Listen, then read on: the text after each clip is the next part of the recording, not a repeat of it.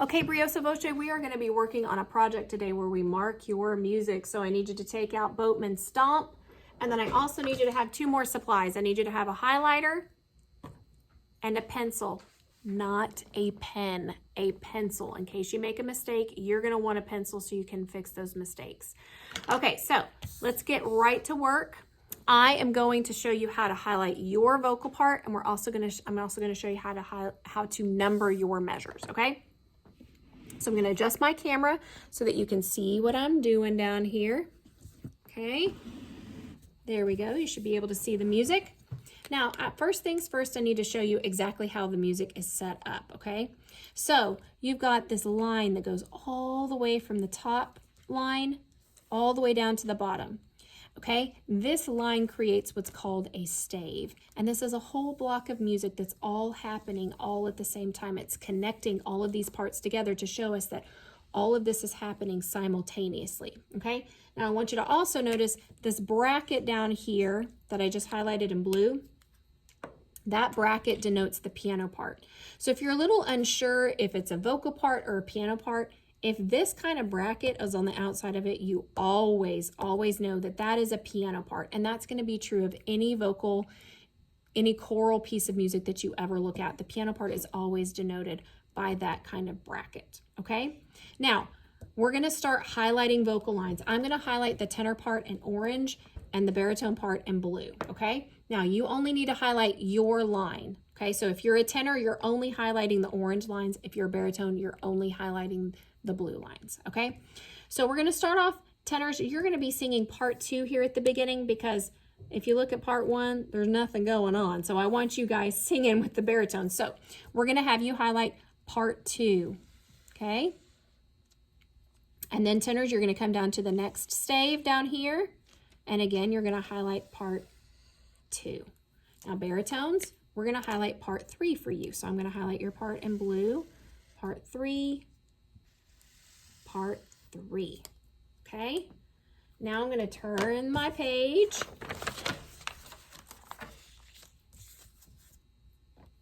And again, we're going to highlight the tenor line right here. And then when we get down to this line, tenors, we're going to skip up to the actual true tenor line, okay? So now you're going to be highlighting this top line on this stave, okay? So baritones, let's go through.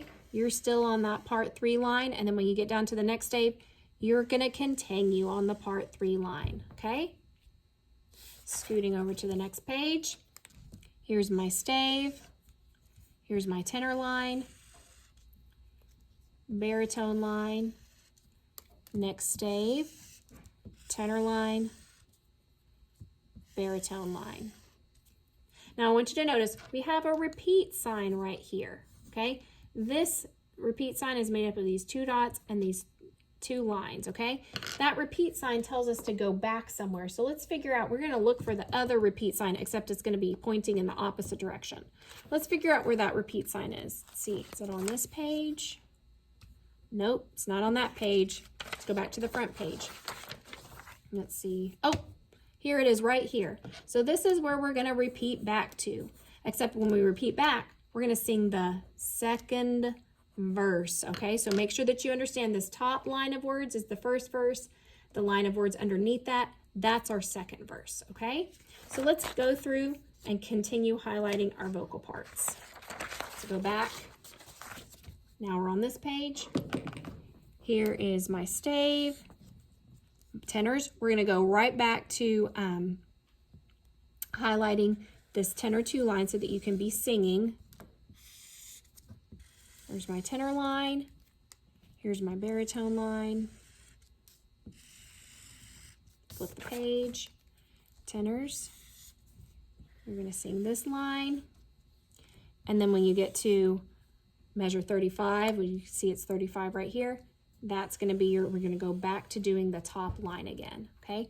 Baritones, you're going to stick with your baritone-y part right there on the bottom, at the base, the line that has the bass clef on it. That's how you always know that's your line, okay? And we only have one more page. Stave. Tenors, you're still up here on this top line. All the way to the end.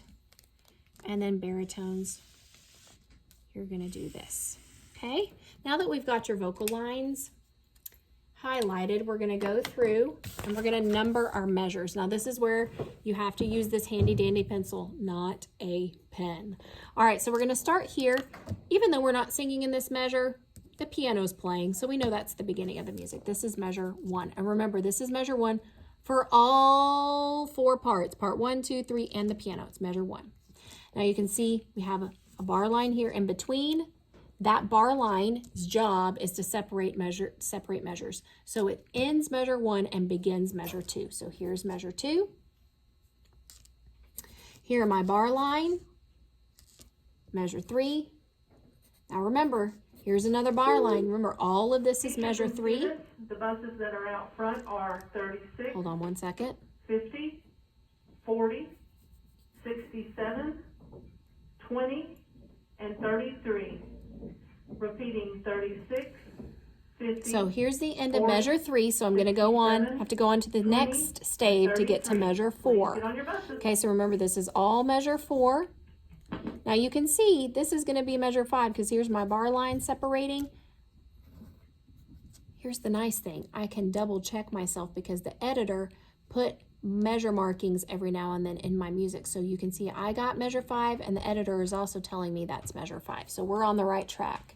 Here's my bar line. This is measure 6. Bar lines, measure 7. Remember when I get to the end, if I'm going to get to measure 8, this is all one stave. So I have to turn the page to get to measure 8. Okay. Measure 8, bar line 9, bar line 10. Oh, looky there. It matches up. Measure 11. 12, 13, 14, 15, matches up. We're doing good. We're doing good, boys. Okay, let's keep going. 16, 17, 18, 19, and look, measure 20 is already numbered for me. Sweet. 21, 22, 23. Let's keep going through. Let's get them all finished up. 23, 24, that's measure 25, 26, 27, 28. And if I'm going too fast, don't forget you can pause this video, okay? Here's measure 30, 31, 32, 33, 34, 35, 36, 37, 38. And remember, this is why you want a pencil, because if you mess up one of these measures, you're gonna be upset that you didn't do it in pencil. Here's the most common mistake I see, going from 38 and then you flip the page and you accidentally write measure 40. Okay, so make sure that this is 39. Here's measure 40, 41, 42, 43, 44, and 45. Good job, guys. You got all of your measures numbered. Now here's the thing. It's going to be super important that you actually do this exercise because it is going to be part of your participation grade at the end of the week, so don't skip this. Also know that every single time we have a rehearsal, I'm going to refer to measure numbers as a part of our rehearsal. It's just a very, very efficient way for me to run a rehearsal. So if I say, everybody turn to measure 17, we can all turn in our music to measure 17 and we all know exactly where we're going to start together. Instead of me having to say, okay, everybody find page 35.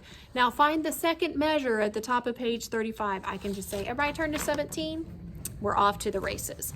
Okay, so make sure that you get your parts highlighted. Make sure that you number those measures. And I look forward to seeing you in rehearsal. I'll see you soon. Bye-bye.